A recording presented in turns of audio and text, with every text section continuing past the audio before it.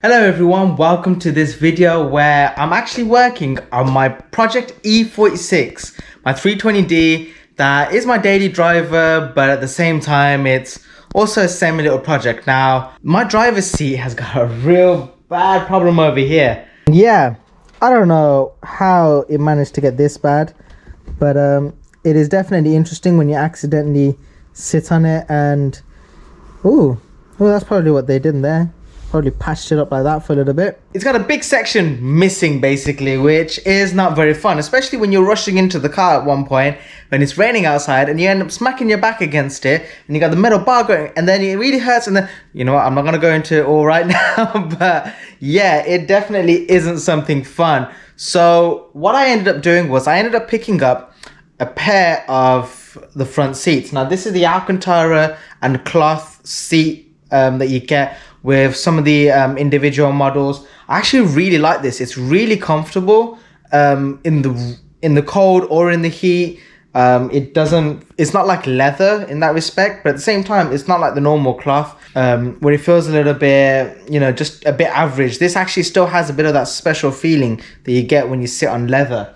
When I picked these up, yeah, they're definitely not the cleanest of things, but I thought it's exactly what I need to be able to do the repair that I wanted to do. On the driver's seat that I've already got with this one, they've tried to do a patch repair and stuff, but it's just not worth it. At the end of the day, just take your time getting into the car and try not to brush against it. You know, everyone can do it, but with these, you just try to avoid it as much as you can. And I think it's a lot of harsh impacts that can cause it. Now, what I'm going to be looking at doing here is actually completely taking off this top cover piece. So I shouldn't really need to touch the bottom. You can see there's a little bit of a mold and stuff growing there, but majority of this is basically going to get thrown away. What I need to deal with is the top area over here. So this is going to be something different. I've never tackled anything like this before. I've got a random assortment of tools that I might need: screwdrivers, drill bit with a screw, a Phillips head at the end, and just loads of other little bits and pieces. Like I said, thought I might need them. So I think you should be able to dismantle the top part without having to remove the bottom. So I'm gonna actually flip this round so we get better lighting, and then I'll be able to look into getting that looking nice and fresh. Time to take this one apart. Alright, this thing is definitely not easy to move around, especially once it's up here, but we'll see how it goes. The lighting looks decent over here now. Well, as good as I can get it for the time being. So I think first off I'm going to start by actually removing the headrest. Can I just say, that is not as easy when you have to do it when it's at the top of a table. It's much easier to remove whilst in the car. Now then, from here, it looks like there's some tabs at the bottom. Tab just there, hopefully.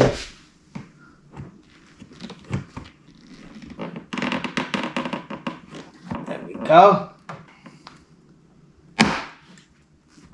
Seemed to be a lot harder to remove than it needed to be.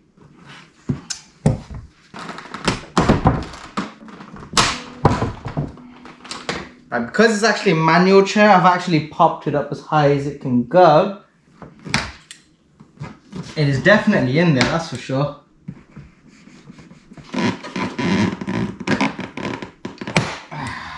Popped that so hard I don't even know where it's gone. But there we go, got that bit. Seems like it's all loose now.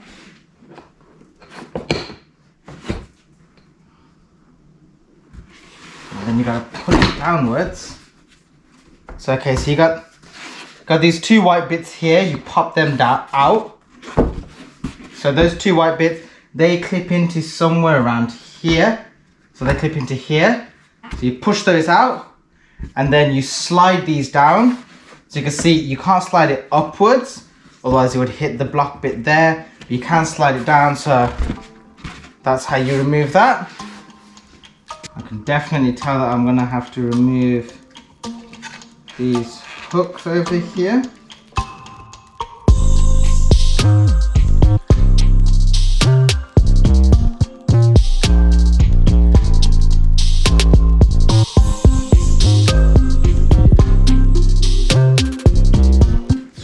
actually going to try and do now, I don't think these plastic pieces come off in any way.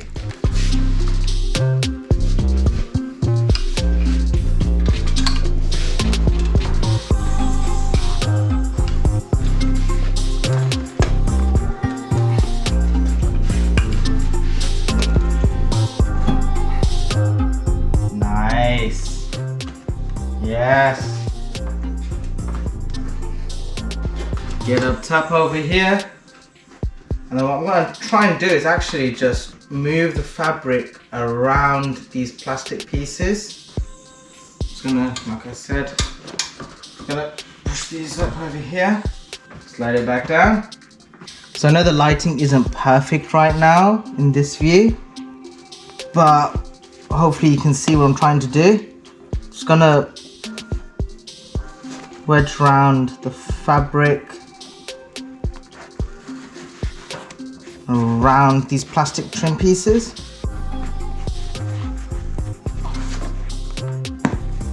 Boom! That's one. I will say wearing gloves for this is definitely better, because when I was lifting this fabric up, it just gave me that much more grip. And you get to kind of do a lot of this a bit more carefree.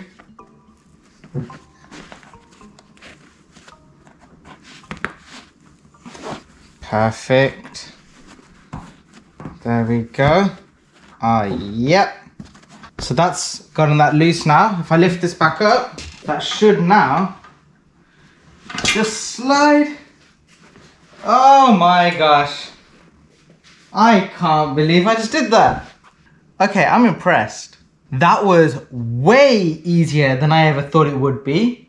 I'm actually so surprised by how easy that was. So that's what it's like to actually remove this while the seat is off the car.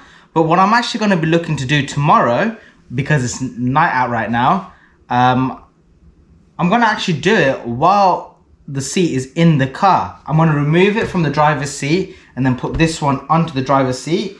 And fingers crossed it goes as smoothly as this did, which I'm still very impressed with. I think genuinely the hardest bits is those two plastic pieces just at the bottom. They're really awkward to get to and really awkward to push out. Here are the plastic pieces. They kind of just get forced in. They're not exactly the worst looking, because I use that trim removal tool. I think that's probably helped keep these looking a little bit alive. So I can probably reuse these.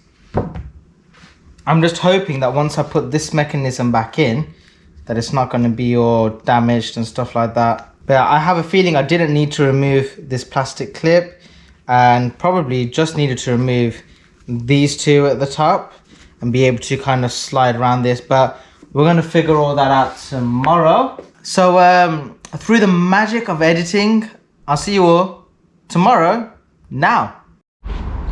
So I've actually come out now. It's actually not the next day, it's the day after. I had my tooth taken. Out yesterday, which is a lot of fun. But yeah, here is the bad seat. What I'm going to look at doing now is taking this piece off and do the same what I did with the other one, which I've actually got just over there, and putting it onto here. I feel like the backing on this one is actually a little bit better condition, so I'm going to probably keep that one and not use the other one. I think for now what I'm going to do then is just work on removing this, and this will prove that you can actually do all of this whilst it's all in the car, so you don't actually have to take the whole seat out and stuff. The only real tools that I'm going to be using: gloves, trim removal, screwdriver, well, flathead screwdriver, and picking tool.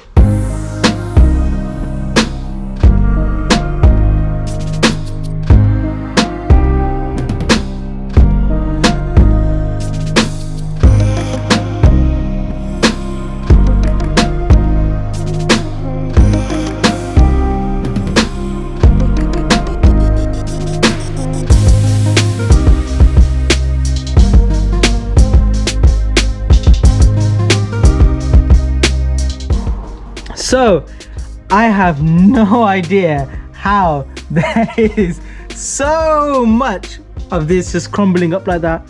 So I'm gonna have to give this a quick hoover and then I'll get the new one back on.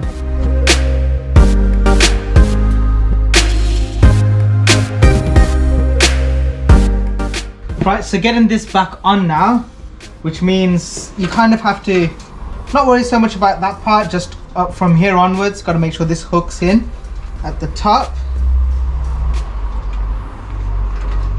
And you got the foam that comes round to the sides, so just kind of working that round.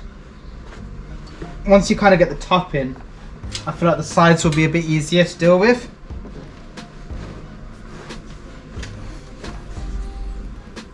There we go.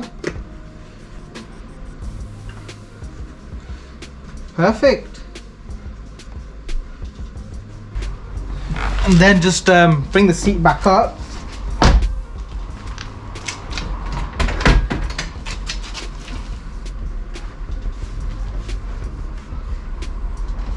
Get the base part underneath at the bottom. So I've just got this part round the metal arm over there.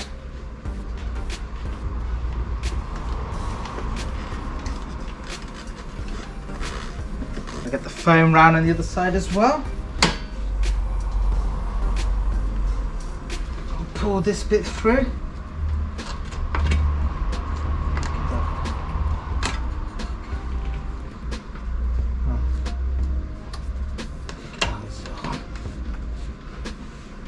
Right, so got everything kind of pulled through to the right areas. I think if I remember correctly, this goes up. Move my feet out of the way. That one goes there. This one comes over like that. Well, it might be the other way around. This one goes over first. Don't think it makes that much of a difference. Oh, but that one does. So again, this side, I'm going to put this one over because that one's a bit looser. And get the bottom one to come up.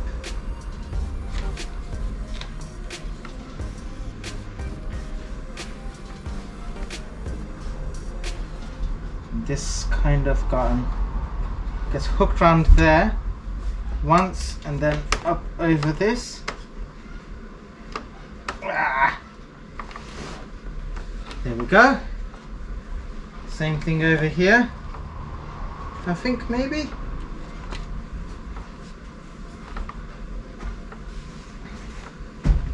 Right, so you hook one side up and round. The other side, you definitely can't do that, so don't worry about it. And then it's a matter of getting this to kind of go underneath. Slide it upwards. So this piece just here has that part of the actual cushion backing. So back over here, I feel like this is probably going to be the hardest bit of getting all this lined up. 1, 2, boom! Oh my god. Okay, that wasn't too bad. Yo! And hopefully you've taken out those plastic pieces at the bottom nicely, so you can reuse those and just push them back into place. Now I just got to fold the seat back again and then be able to put the headrest back on. So we've got this one clip that goes over like this. The other one clips up. We've got the 2 springs.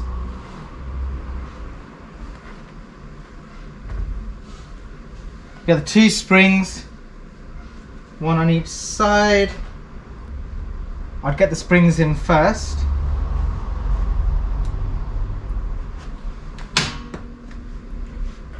Get your headrest back.